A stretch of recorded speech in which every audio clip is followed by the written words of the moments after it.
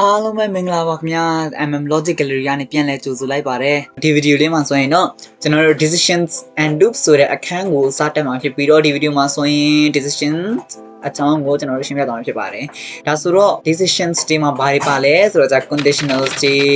if statement လေး switch case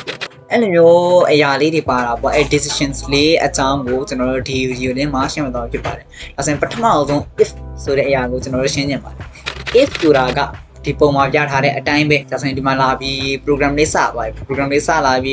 လာပြီးတော့ကြာအကယ်၍ဒီနားလေးမှာကိန်းကနန်းက0ဖြစ်ခဲ့တယ်ဆိုရင်0ဖြစ်ခဲ့တယ်ဆိုရင်0ဆိုပြီး output ထုတ်မဟုတ်ဘူးဆိုရင်ဘာမှ output မထုတ်ဘူးရှင်းဆက်သွားမယ်ပေါ့အဲ့လိုမျိုးကိစ္စပဲဒါဆိုရင်ဒါက if ရဲ့ပုံစံလေးဒါဆိုရင် if ရဲ့ပုံစံကိုကျွန်တော်ဥပမာပြရမယ်ဆိုရင်ကိုယ်လေးနဲ့ရေးပြမယ်ဒါဆိုတော့ကျတော့ဘယ်လိုလုပ်မလဲဆိုတော့ထားပါဆို num ဆိုတဲ့ခဏလေးတစ်နော်ဒါဆိုရင် integer num ဆိုတဲ့အရာလေးရှိတယ်အဲ့ဒီဟာကိုမှကျွန်တော်တို့က input တောင်းလိုက်မယ် user စီကနေ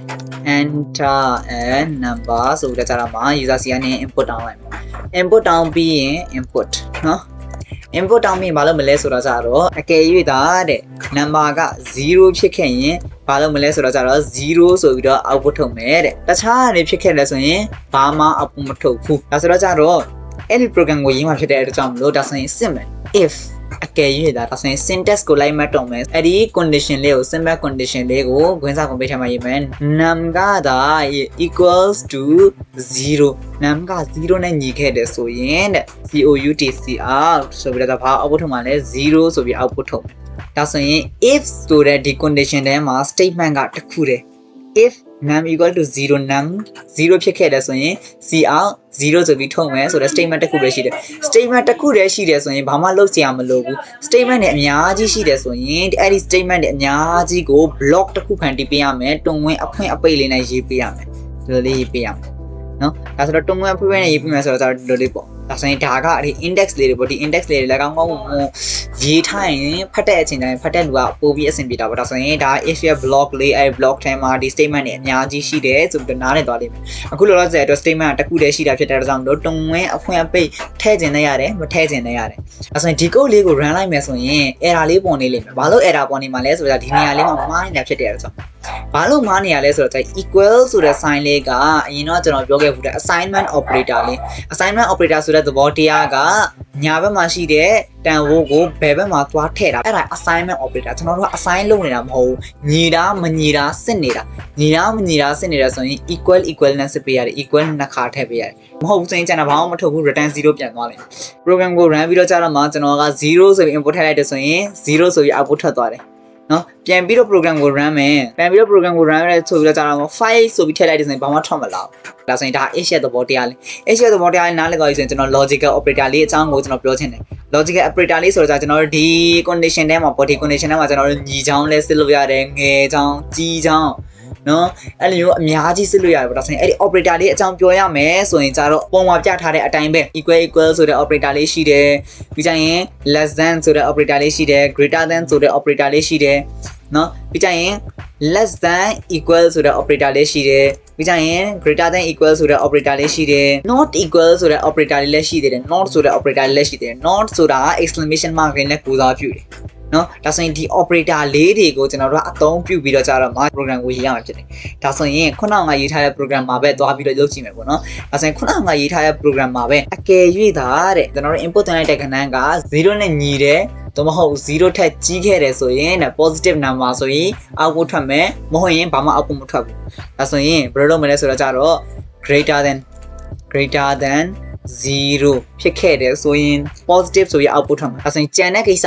0ဖြစ်ခဲ့တယ်ဆိုရင်လည်း positive ဆိုရင် output မထွက်ဒါဆိုရင်အကယ်၍သာတဲ့ဒီ num က greater than 0ဖြစ်ခဲ့တယ်ဆိုရင်တဲ့ positive ဆိုပြီးတော့ output ထုတ်မယ်တဲ့ positive positive ဆိုရင် output ထုတ်မယ်ကဲဆိုပါစို့0ထက်ကြီးခဲ့ရင် positive လို့ထုတ်မယ်မဟုတ်ဘူးဆိုရင် negative ဆိုပြီးတော့ output ထုတ်မယ်တဲ့အဲ့လိုမျိုးကိစ္စတွေမှာဆိုရင် if 0ထက်ကြီးခဲ့ရင် positive ဆိုပြီးထွက်မယ်မဟုတ်ဘူးဆိုရင် negative ဆိုပြီး output ထုတ်မယ်အဲ့လိုအတွက်ဆိုရင် else ဆိုတဲ့အခေါ်အဝေါ်လေးကိုသုံးပြရမယ် else ဆိုတဲ့အခေါ်အဝေါ်လေးကိုသုံးပြပြီးတော့ကြာတော့မှ else မှာလည်းထုံလေးတူစွာပဲ if မှာအတိုင်းပဲ else မှာလည်း statement နဲ့အများကြီးရှိရင်တုံဝင်းနေနဲ့ထည့်ရမယ် statement တွေတစ်ခုတည်းရှိရင်ဆိုရင်ကြာတော့တုံဝင်းနေထည့်စရာမလိုဘူးကျွန်တော်ထည့်လိုက်မယ်ဒီနေရာမှာရှင်းတော့မျက်စိရှင်းတော့အောင်ဒါဆိုရင်cout cout negative negative ဆိုပြီးတော့ output ထွက်လိုက်ဒါဆိုရင်ကျွန်တော်ဒီ program လေးကို run လိုက်မယ်ဆိုရင် enter and number 5 6ဆိုပြီးကျွန်တော် input သွင်းလိုက်လို့ဆိုရင် positive ဖြစ်သွားတယ်နော်6ဆိုရင် input သွင်းလိုက်ရင် positive ဖြစ်သွားတယ်ပြီးကြရင်ကျွန်တော်ပြန် run မယ်ပြန် run ပြီးတော့ကြာတော့မှ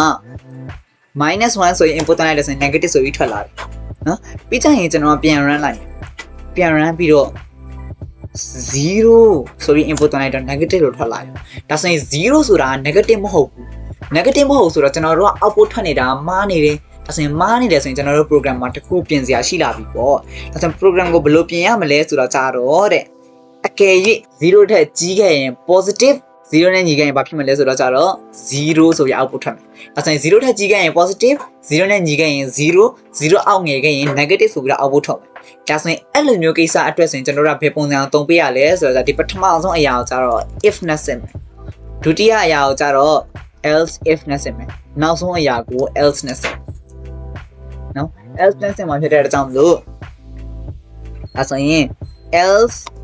if ဆိုပြီးလာမယ် else if တဲ့အကယ်၍ number က equal 0ဖြစ်ခဲ့တယ်ဆိုရင်တဲ့0ဆိုပြီး output ထုတ်ပြီးကြရင် else အဲ့လိုမဟုတ်ဘူးဆိုရင်တဲ့ဒါဆိုရင်0ထက်ကြီးလည်းမကြီးဘူးညီလည်းမညီဘူးဆိုရင်0အောက်ငယ်တာပေါ့ဒါဆိုရင် program ကသူ့ဟာနဲ့သူတီးသွားလိမ့်မယ်အဲ့လိုဆိုရင် cout negative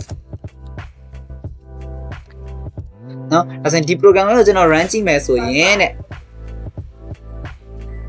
ကျွန်တော် run ကြည့်မယ်ဆိုရင် enter and number ဆိုရင်ကျွန်တော် file လို့အစားထိုးလိုက်မယ် positive ဖြစ်သွားတယ်နော်ပြီးကြရင်ကျွန်တော် negative ဟာအစားသွင်းကြည့်မယ် negative enter and number -3 ဆိုရင်ကျွန်တော်သွင်းကြည့်မယ် -3 ဆိုရင် negative နော်ပြီးကြရင်ကျွန်တော်ဒီနေရာမှာ